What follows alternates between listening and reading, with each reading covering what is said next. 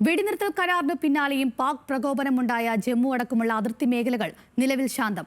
അർദ്ധരാത്രിക്ക് ശേഷം എവിടെയും അനിഷ്ട സംഭവങ്ങൾ റിപ്പോർട്ട് ചെയ്തിട്ടില്ല. മേഖലയിൽ പാകിസ്ഥാന്റെ തുടർനീക്കം നിരീക്ഷിച്ച സൈന്യം അതീവ ജാഗ്രതയിൽ തുടരുകയാണ്. അതിനിടെ വെടിനിർത്തലിലേക്ക് നയിച്ചത് US ഇടപെടലാണെന്ന് വ്യക്തമാക്കി വീണ്ടും ട്രംപ് രംഗത്തെത്തി.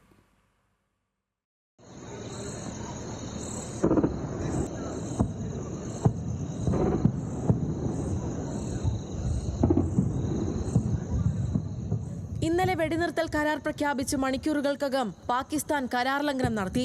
ശ്രീനഗർ, അക്നൂർ, രജൌരി, RSപുര സെക്ടറുകളിൽ ഷെൽ ഡ്രോൺ ആക്രമണങ്ങൾ റിപ്പോർട്ട് ചെയ്തു.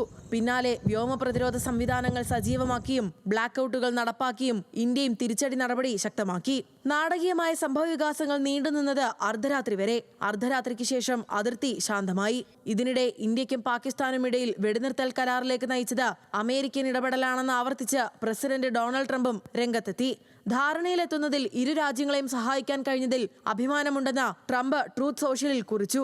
കശ്മീർ വിഷയത്തിൽ പരിഹാരം കാണുന്നതിനായി ഇന്ത്യക്കും പാകിസ്ഥാനും ഇടയിൽ പ്രവർത്തിക്കുമെന്നും അമേരിക്കൻ പ്രസിഡന്റ് വ്യക്തമാക്കി. പ്രശ്നപരിഹാരത്തിന് US ഇടപെടൽ വ്യക്തമാക്കുന്ന വിവരങ്ങൾ അമേരിക്കൻ മാധ്യമമായ CNN പുറത്തുവിട്ടു. News desk, news Malayalam.